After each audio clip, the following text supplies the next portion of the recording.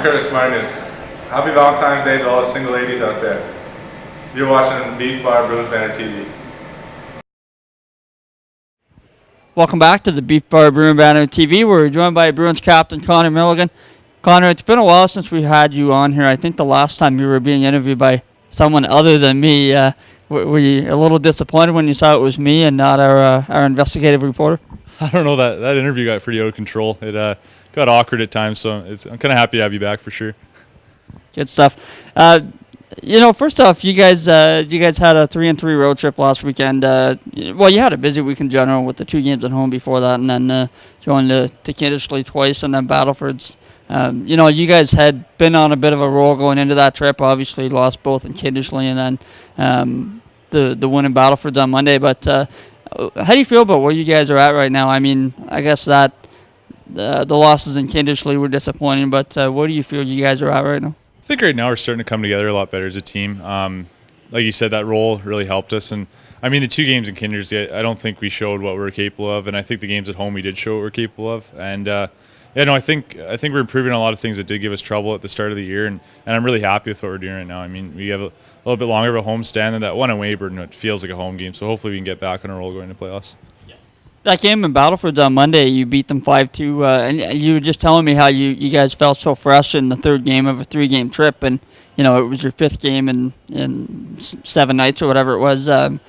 Just talk about what the feeling was in that game, getting the win and playing as well as you did, especially with Brett Luchuk getting his first start there. Well, I think we focused a lot more on defense that game. It's with a young goalie like that, you definitely want to help him out, and I think it helped. We kind of had the full day of rest under our belt. We didn't have to do much traveling that day, and then I think just the guys we were focused on getting 4th place. Now we want that home ice advantage. So I think that was a little bit of sitting in the back of our minds, a little fire in our belly from the Kindersley. So we definitely want to get that win, hopefully take a roll into the homestand here. I know you've been playing with Nick Egan since he came in on January 10th. What's it been like playing across from a guy like that who's, such a physical player and, he's kind of become a bit of a fan favorite? Yeah, no, it's nice. It's you don't have too many guys barreling down on you anymore with a guy like that. And in front of the net, we're helping Marty out a lot more. And he's a calm, stay-at-home guy, and he plays the same game I do. So it's definitely nice to have. I can take a little bit more chance offensively with him out there too. So, yeah, it's definitely nice to have him there. You're back home this weekend, Humboldt on Friday, and Kindersley here on Sunday. Humboldt first, I mean, you guys seem to do pretty well for the most part against top teams. I mean, you've played Humboldt pretty well this year, and even last week losing to Yorkton and Nipawin, but both, pretty good games. I guess, what do you think you guys need to do to beat the Broncos? I think we just a simple game. Times we've gotten into trouble against top teams, we try to play things that aren't us, and it's not, and kind of taking chances we don't usually take. So I think it's going to be a simple game, and hopefully we can keep them out of our zone. And I think that's important too, is keeping them, moving them quick out of our zone and trying to play in their offensive zone mode. And on the Kindersley game Sunday, I mean, I guess, is the focus right now more on trying to get into 4th place at all costs, or is it more on, just playing well going into the playoffs, or where's that at right now?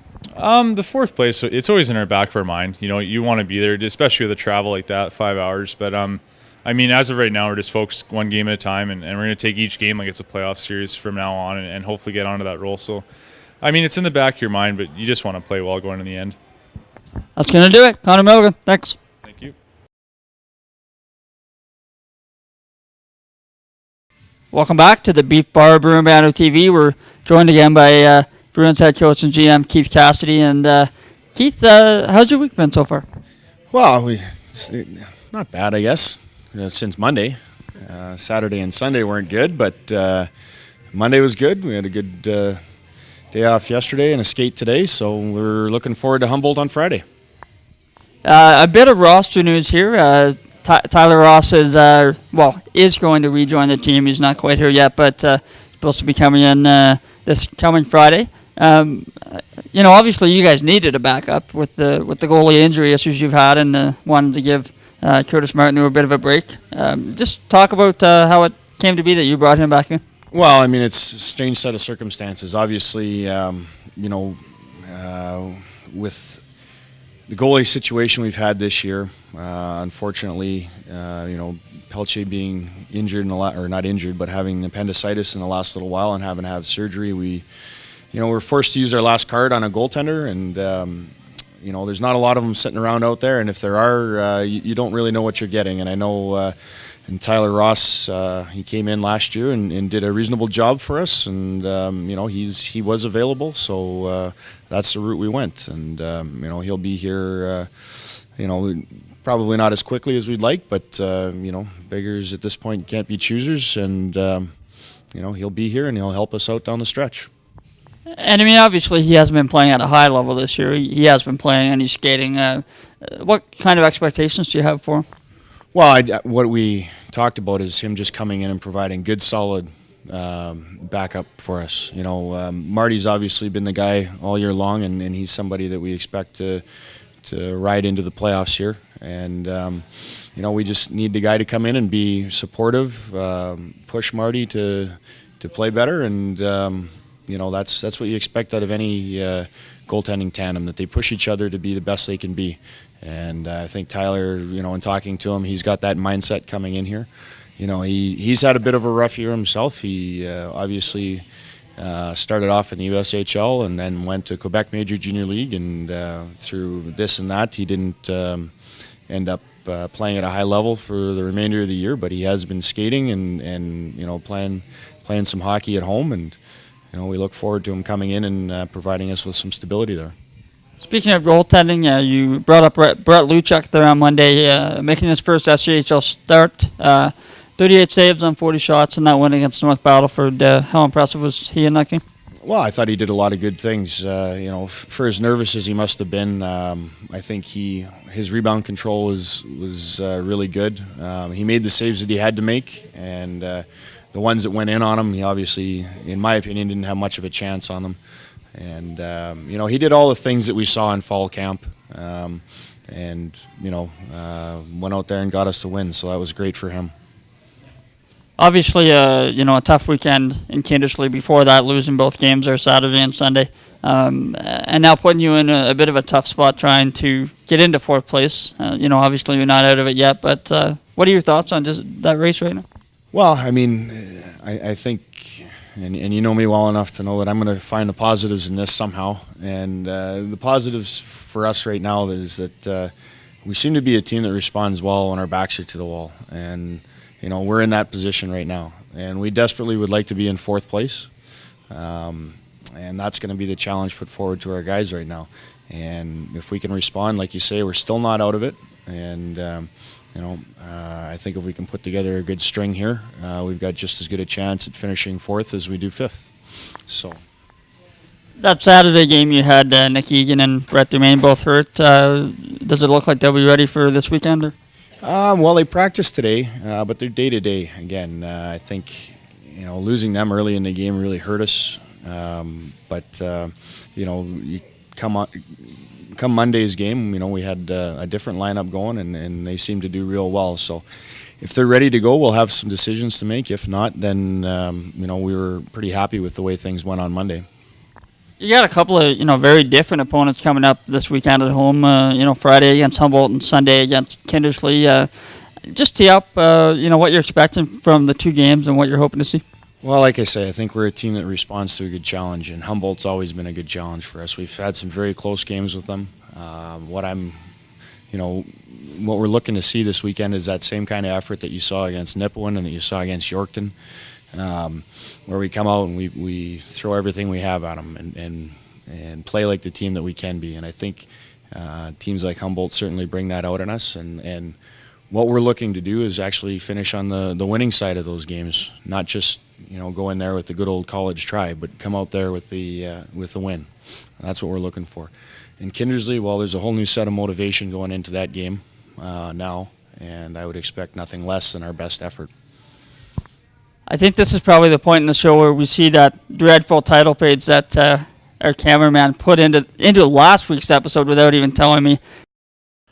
Bushmans Fantasy League. I think you want to talk about my fantasy teams. What's the segment called? Bushman's Fantasy Picks? Is that what it is? Fantasy League. Okay. Get it right, will you? Then, I guess what we got to know this week is, what sort of roster moves did you make with your team? And I guess to follow up with that, what sort of recommendations do you have out there for the poolies for this week? Players to watch. It's actually been a pretty quiet week. I don't think I've made any moves in either of the leagues. So I've been kind of letting things settle and letting guys find their chemistry and everything and see how that goes. So didn't have a great week last week. I lost. I think it was. I'm losing 8-2 in one of the leagues and 5-3 in the other one. But Did you regret any of the decisions you made in last week's? Leading up to last week's. not really, because those were all long-term moves. They're all looking at the big picture. So those might take some time to reap the fruit or however you say that. But What you sow. All right. yeah, that's what I'm looking for. For guys to watch, I'm going to pick two of the guys that are on my team actually. Okay. Vladimir Tarasenko, rookie with the Blues, has gotten off to a phenomenal start. I think that's going to continue this week. Their team's kind of struggling right now, isn't it? They are, but I think that's that's just a short-term thing. I mean, they're such a good team with. In the fantasy thing, you're picking players, not teams. So, all right. Yeah, Tarasenko's been one of their best players, so that's one. And the other one is definitely a homer pick. Mikhail Grabovski is pointless in, I think, 8 games now. That can't continue. No. And, I mean, the Leafs have lost some players now to injury, so it's time for him to step up. Well, and there's a surprise. Your team's playing well. They're playing very well. The Leafs. There was some truculence and. They beat your Jets. It's there last week. Did you see that? Yeah, I saw that. It's a good game.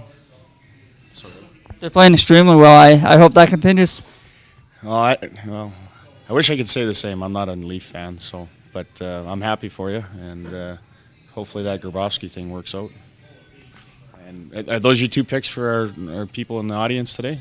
Those are the picks. All right, sounds good. Are you actually happy for me that the Leafs are winning, or are you lying on our show? Well, no, I am happy for you. I was grudgingly happy that the Argos won.